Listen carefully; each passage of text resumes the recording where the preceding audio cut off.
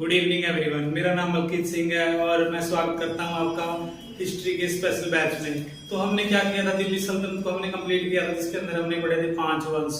उसके बाद जब लास्ट पढ़ा था हमने बैटल ऑफ पानीपत, जो पानीपत की लड़ाई किसके बीच में होती है, बाबर और इब्राहिम लोदी के बीच में। उसके बाद क्या करता है, बाबर इब्राहिम लोदी को हराकर दिल्ली के अंदर क्या करता है, स्थापना करता है किस वंश की, मुगल वंश की।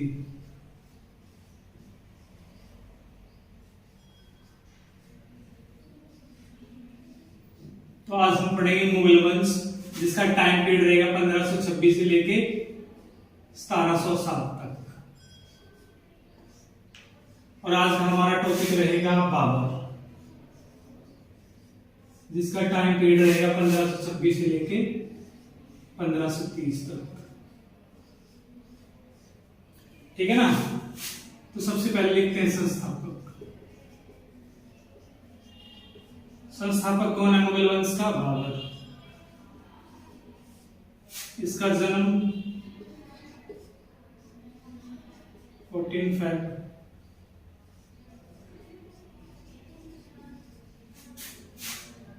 फरगना।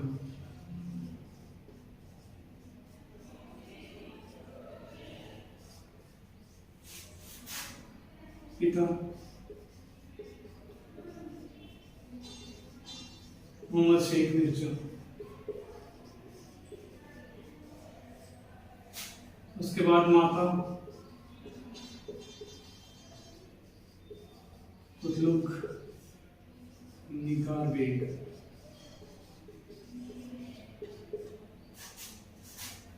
इसके बाद देखो, मुगल वंश का टाइम पीरियड है 1526 से 1707। आज उसके बारे में पढ़ेंगे, जो इसका संस्थापक हुआ कौन, बाबर, जिसका टाइम पीरियड 1526 से 1530 तक का। फर्स्ट और संस्थापक कौन है मुगल वंश का? बाबर बना। किसको मारकर बना? इब्राहिम लोदी को। किस बैटल में? First battle of Panipat. इसका जन्म का हुआ 14 फरवरी 1483 फरगना तुर्की के अंदर हुआ। इसके पिता थे उमर शेख मिर्जा। उसके बाद माता कुतलुक निगार बेग। और उसकी टाइम इसकी उम्र क्या होती थी? 11 ईयर। उसके बाद जिस टाइम ये 11 साल का था, उस टाइम फरगना पर राज कौन कर रहा था? उमर शेख मिर्जा। तो उमर शेख मिर्जा की मृत्यु होती है कब? 1494 में। किसकी मृत्यु हो जाती है? उमर शेख मिर्जा की। उसके बाद गद्दी पर कौन बैठता है? बाबर बैठता है। और कब तक शासन करता है? 1502 तक बाबर। क्या हुआ? 1494 में किसकी मृत्यु हो जाती है? बाबर के पिता जो कौन थे? उमर शेख मिर्जा। उसके बाद गद्दी पर कौन बैठता है? बाबर। कितने साल का था? 11 साल का। तो पहला ही क्वेश्चन आपसे बनेगा कि भारतीय इतिहास में सबसे कम उम्र में रूलर बनने वाला इकलौता शासक कौन हुआ है? बाबर, जो सबसे कम उम्र में क्या बना था? रूलर बना था। अगर आपसे एक क्वेश्चन और पूछा जाएगा कि सबसे कम उम्र में बादशाह बनने वाला इकलौता शासक कौन था, तो आपका आंसर क्या रहेगा? 13 साल की उम्र में ये क्या बना था? बादशाह बना था। लेकिन 11 साल की उम्र में रूलर बना था कौन? बाबर। उसके बाद क्या हुआ? 1494 से 1502 तक का रहा फरगना के अंदर। तो क्या हुआ, जब ये 11 साल का था तो आसपास के रूलर ने सोचा कि ये तो एक बच्चा है, और इसको क्या कर दिया? खदेड़ दिया गया। कहां से? फरगना से। उसके बाद क्या गया, ये 1502 में बैटल हुई सरेपुल। सरेपुल की लड़ाई हुई किसके बीच में? बाबर और शैबानी खान। इस लड़ाई में शैबानी खान ने किसको हरा दिया? बाबर को। और उधर से भी इसको क्या कर दिया? भगा दिया। उसके बाद बाबर कहां चलता है? तुर्की के समरकंद। उसके बाद बाबर कहां जाता है? समरकंद, जो तुर्की का एक स्थान हुआ करता था। उसके बाद कहां रूल करता है? समरकंद में। उसके बाद पता क्या है, जहां जहां ये जाता था उसको हरा देते थे, क्योंकि उसकी उम्र मात्र 11 साल की हुआ करती थी, इसलिए उसको कहीं पर भी स्थिरता नहीं मिली। उसके बाद क्या होती है? बैटल होती है 1502 में सरेपुल की बैटल, जो बाबर और शैबानी खान के बीच में थी। इस बैटल में शैबानी खान ने किसको हरा दिया था? बाबर को। और आपसे क्वेश्चन पूछा जाएगा कि भारतीय इतिहास में सबसे पहले बाबर किससे हारा था? वो कौन था? शैबानी खान। उसके बाद ये क्या करता है? समरकंद में अपना रूल करता है।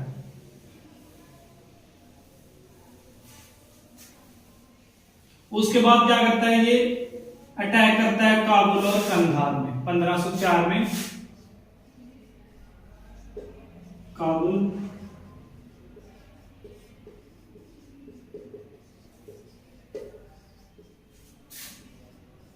काबुल और कंधार में क्या करता है, अटैक करता है, आक्रमण करता है किसके, इसके रिश्तेदारों पर, ठीक है ना। उसके बाद क्या करता है, उधर काबुल को अपनी राजधानी बना देता है और उसके में क्या करता है, अपना रूल करना स्टार्ट कर देता है। और जब ये अपना क्या होता है, स्टेबिलिटी मिल जाती है इसको, ये स्थिर शासक बन जाता है, तो 1507 में क्या लेता है, ये बादशाह की उपाधि।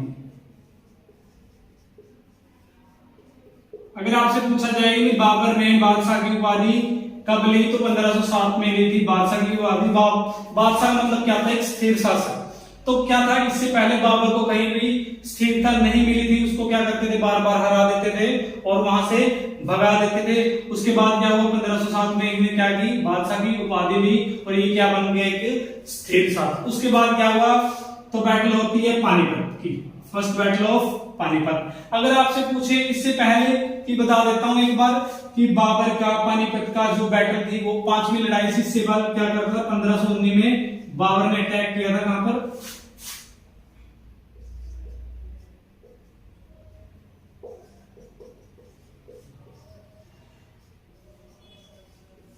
बाजौर नामक एक स्थान था, भेरागढ़ किला।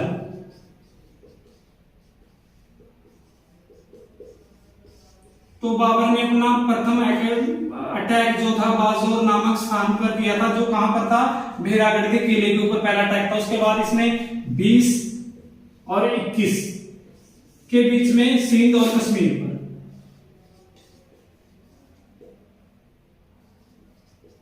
सिंध और कश्मीर पर अटैक किया, ठीक है ना। 3 अटैक इधर और 1 अटैक इधर, तो कितने बन गए, टोटल 4 अटैक। तो उससे पहले क्या हुआ, बाबर भारत में कितने आक्रमण कर चुका था, 4 आक्रमण। और जो पानीपत का बैटल था, ये इसका कितना हमला था, 5वां हमला, जिसने इंडिया पर किया था, ठीक है ना। तो 5वां अटैक करता है ये कब, 21 अप्रैल 1526, किसके ऊपर, इब्राहिम लोदी, जो लास्ट क्या था, रूलर था, कौन से वंश का, लोदी वंश का। 21 अप्रैल 1526 में हुआ बैटल ऑफ पानीपत, पानीपत की लड़ाई।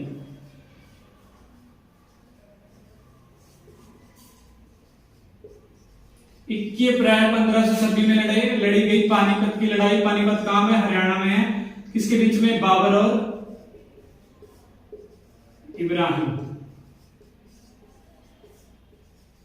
तो बैटल ऑफ पानीपत लड़ा गया किसके बीच में, इब्राहिम लोदी और बाबर के बीच में। इसमें क्या हुआ, जस्ट 12,000 सैनिक लेके आया था कौन, बाबर, और कम से कम इब्राहिम लोदी के में थे कितने, 1 लाख। तो देखो 12,000 सैनिक लेके कौन आया था, बाबर, इंडिया के अंदर, लेकिन इब्राहिम लोदी की सैनिक टुकड़ी कितनी थी, 1 लाख। तो जीता क्या थे, उसने क्या बनाई, एक स्ट्रेटजी बनाई युद्ध जीतने की, क्या थी वो,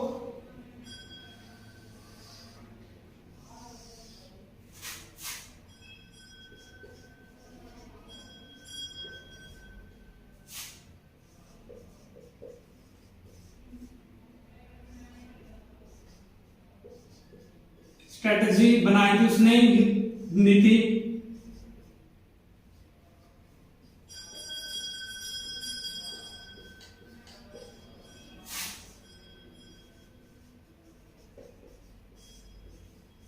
उस्मानी विधि, और नीति कौन सी थी, तुलगमा नीति। तो क्या हुआ, क्या होता है, जो पानीपत का इलाका है ना, यमुना नदी पे पड़ता है। तो क्या किया, एक साइड में तो यमुना नदी थी, दूसरी तरफ इसने क्या किया, खालियां खदवा दी। तो इस तरफ से भी प्रोटेक्शन मिल गई इसको, इस तरफ से इसने क्या कर दी, खालियां खदवा दी, और उसके सामने क्या किया, उस्मानी विधि से अपनी तोपें लगा दी, जैसे एक एक मतलब गाड़ी के बीच में तोपें लगवा दी। और इसका जो तोपें चलाने वाले थे 2 इसके मशहूर, मुस्तफा और उस्ताद अली। एक कौन था, उस्ताद मुस्तफा या मुस्तफा खां, और दूसरा क्या था, उस्ताद अली, जो इसकी तोपों का क्या कर रहे थे, नेतृत्व कर रहे थे या तोपों को चला रहे थे। तो स्ट्रेटेजी क्या थी, इसने तुलगवा नीति का प्रयोग किया। आपसे क्वेश्चन पूछा जाएगा कि बाबर ने बैटल ऑफ पानीपत में किस विधि का या नीति का इस्तेमाल किया था, तो कौन सी स्ट्रेटेजी आएगी, दुर्गम नीति का प्रयोग किया था। अगर आपसे पूछे कि बाबर ने किस विधि के द्वारा अपनी तोपों को सजाया था किस बैटल के दौरान, पानीपत की लड़ाई के दौरान, तो कौन सी कहलाएगी, उस्मानी विधि। अगर आपसे पूछा जाए कि उसके दो तोपची थे या दो तोप चालक थे, वो कौन थे, उस्ताद मुस्तफा खां और दूसरा कौन था, उस्ताद अली। तो क्या था, जो इब्राहिम लोदी की सेना थी उनके लिए नई या उनके घोड़ों या हाथियों के लिए नई आवाज थी किसकी, तोपों की। इसीलिए जब क्या हुआ, बैटल होती है पानीपत की, जब तोपें चलती हैं इब्राहिम लोदी की सेना पर, तो क्या होते हैं, हाथी भी दिख जाते हैं उनकी आवाज सुन के तोपों की। तो क्या होते हैं, इब्राहिम लोदी के हाथी उनकी ही सैनिक को कुचलना स्टार्ट कर देते हैं, जिसकी वजह से हार होती है किसकी, इब्राहिम लोदी की। तो उसके बाद क्या होता है, ये किस वंश की स्थापना करता है, इब्राहिम लोदी को हराकर मुगल वंश थे। और उसके बाद क्या करता है, पानीपत की जब ये लड़ाई जीत जाता है, उसके बाद क्या बनाता है पानीपत में, ये काबुली बाग और काबुली मस्जिद।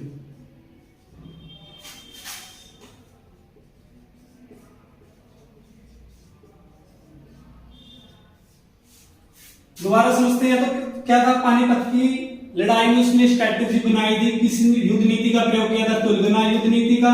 और विधि कौन सी सजाई थी अपनी तोपें, उस्मानी विधि थी। दो तोप चालक थे, उस्ताद मुस्तफा खां और उस्ताद अली, जो इसके तोपची थे।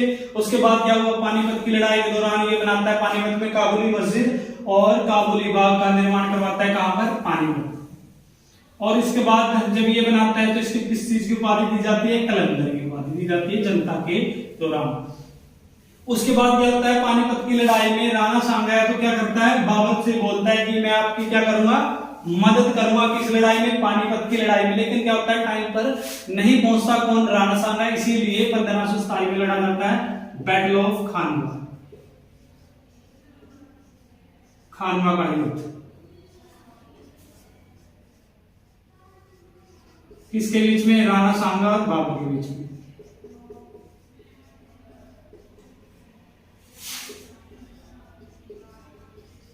बैटल ऑफ खानवा लड़ी जाती है 1527 में, किसके बीच में, राणा सांगा और बाबर के बीच में। इस लड़ाई में राणा सांगा को मार देता है कौन, बाबर।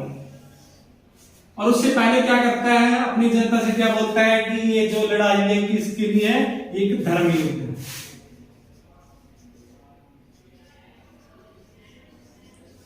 अगर आपसे पूछा जाएगा कि बाबर ने किस युद्ध के दौरान जिहाद का नारा दिया था, तो वो कौन सा युद्ध कहलाता है, खानवा का युद्ध, जिहाद।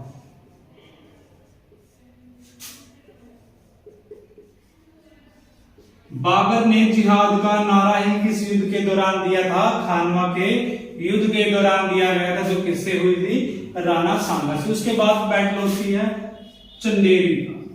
उसके बाद 1528 में लड़ा जाता है चंदेरी का युद्ध।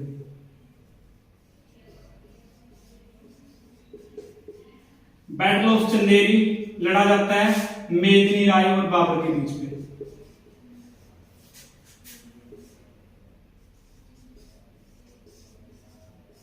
मेदिनी राय, देखो राणा सांगा ने क्या की थी, उससे मतलब धोखा किया था, क्योंकि पानीपत में के मैदान में जब लड़ रहा था कौन, बाबर, तो मदद करने की आश्वासन किसने दिया था, राणा सांगा ने। लेकिन राणा सांगा टाइम पर नहीं पहुंचा था, इसीलिए उससे बदला लेने के लिए लड़ा गया बैटल ऑफ खानवा, जिसके अंदर बाबर ने किसका नारा दिया था, जिहाद का। इसको जिहाद की बैटल में कहा जाता है। उसके बाद लड़ा गया बैटल ऑफ चंदेरी, चंदेरी का युद्ध कब, 1528 में, जो किसके साथ हुआ, मेदिनी राय के साथ। अब मेदिनी राय कौन था, तो उसने क्या कहा था, इब्राहिम लोदी की साइड तक कौन कर रहे थे, मेदिनी राय, महमूद लोदी, ठीक है ना। उसकी साइड से कौन लड़ रहे थे, मेदिनी राय, महमूद लोदी। इसी का बदला लेने के लिए लड़ाई हुई मेदिनी राय के साथ, किसकी, बाबर की, जो कहां लड़ी गई, चंदेरी में, ठीक है ना। कब, 1528 में। इस लड़ाई में भी कौन हारा, मेदिनी राय। और उसके बाद क्या हुई, 1529 में होती है बैटल ऑफ घाघरा। 1529 में लड़ा जाता है बैटल ऑफ घाघरा, घाघरा का युद्ध। 1529 में लड़ा जाता है घाघरा का युद्ध, किसके साथ? अफगानी फौज, अफगानी फौज और बाबर के बीच में, जिसका पूरा तामझाम किसने संभाला था? महमूद लोदी ने। तो क्या होता है? 1529 में बैटल होती है घाघरा का युद्ध, अफगानी फौज और बाबर के बीच में। इस लड़ाई में भी क्या होती है? जीत जाता है या विजेता बनता है कौन? बाबर। उसके बाद क्या हो जाता है? इतनी लड़ाइयां, मतलब इसका एक ट्रिक भी है, अगर आपको पसंद आए तो मैं बता रहा हूं। तो फर्स्ट बैटल होती है पानीपत की, दूसरी कौन सी होती है? खानवा की, तीसरी कौन सी होती है? चंदेरी की, चौथी कौन सी होती है? घाघरा की। उसके बाद क्या होती है? इसकी डेथ हो जाती है। तो पहला आपको याद रखना है पानी पिया, उसके बाद खाना खाया, उसके बाद चांद देखा, उसके बाद घर गया, उसके बाद मर गया। तो फर्स्ट बैटल पानीपत 1526 के अंदर, सेकंड खानवा की 1527 के अंदर, थर्ड चंदेरी की 1528 के अंदर, घाघरा का 1529 के अंदर, और 1530 में इसकी क्या हो जाती है? मृत्यु हो जाती है। ठीक है ना?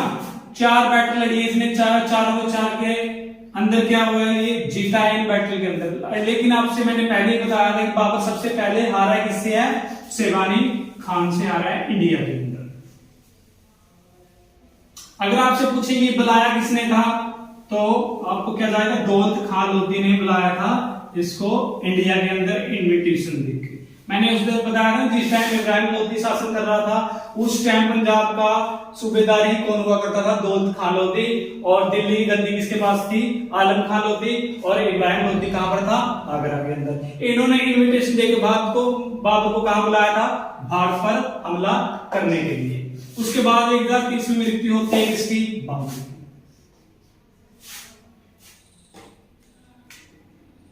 तो 1530 में किसकी मृत्यु होती है? बाबर की। और इसको कहां दफनाया जाता है? आगरा के आराम बाग में। तो जब इसकी मृत्यु होती है तो इसके कहां दफनाया जाता है? आगरा के आराम बाग में। लेकिन इसकी एक आखिरी ख्वाहिश होती है कि मेरे को कहां दफनाया जाए? काबुल में।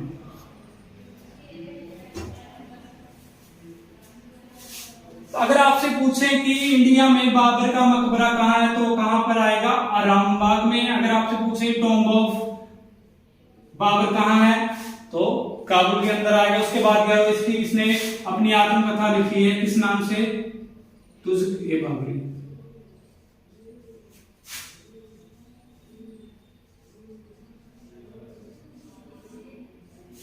तुज़-ए-बाबरी नाम से लिखी है इसने आत्मकथा। तो जो कौन सी लैंग्वेज में? तुर्क लैंग्वेज में। ठीक है ना?